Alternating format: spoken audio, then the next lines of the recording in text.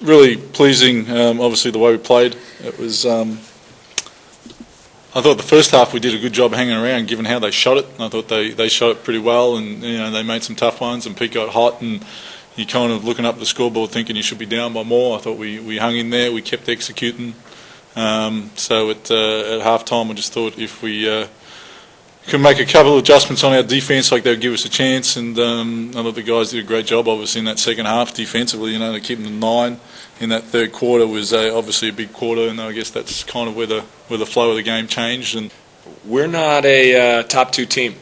It's clear that that group there can go to a whole nother level in the second half, and we've proven that we can't do it yet. Oh, Perth's a good team, and they come out and they play physical and they get after you, and we always expected that. I thought, thought they played us well at our place a couple of times. They were good encounters.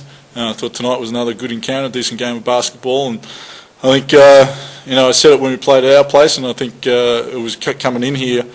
I was thinking to myself, it's good for the game, this little rivalry and, beating it up a little bit and let's get it going. And if it brings fans in and, and they come in and enjoy the game and get into it, I think that's great. I think it's a great atmosphere out there tonight. And yeah, we're all frustrated, angry, all the range of emotions. Got to try to keep the group together. It's a pretty deflating loss when you get your ass kicked that way. Especially the way it was done.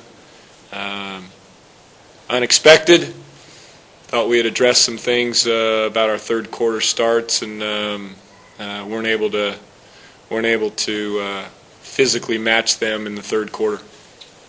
Yeah, I felt like the first shot I actually got fouled on. So and the second one was probably a bad shot, but after that it felt like they were all feeling pretty good. But to start like that and then not shoot great percentages after not missing a shot in the first quarter is shows how hard it is to guard Kurt Penny and score as well. They do a good job, so that's a mindset you have to be aware of as well. Yeah, it's always pleasing to play well, but like Andre said, we focus on the bottom line, and that's the win. I know it sounds a bit cliched, but really that's what this group's about. And Andre says that there's no egos. I sort of think we do have a bit of ego and a bit of arrogance about ourselves, but we don't let that override what's better for the team.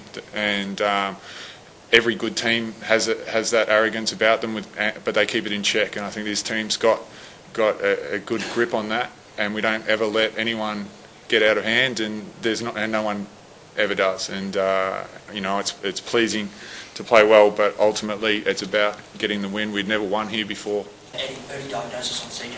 I can't tell you at this stage. We really don't know. Just as bad. What's the problem? Like ankle or? Yeah, it's high up on the ankle. So again, just not sure right now. Sometimes the refs call. Sometimes you get away with a couple of things. Sometimes you don't. Tonight we didn't get away with anything. So that's obviously frustrating. Obviously it's frustrating when we make mistakes. Obviously it's frustrating that they hit tough shots. There's not much we can do about that, but if we stick to the plan, keep working, stay positive, this is where a character of a group and of a team really comes to the front. We're not as big as the top teams. All right, we have arguably power forwards guarding centers. We have missed our 7-footer all year to put rim pressure on the rim in the offensive end, just to throw it in and flatten the defense. We've had to live by the jump shot all year long. Some nights we can get it done, but we miss Paul. Paul worked out the last 2 days and looked pretty darn good. So we're hoping to get another week of training underneath him, see how he goes, and we might just have him back for a New Year's party.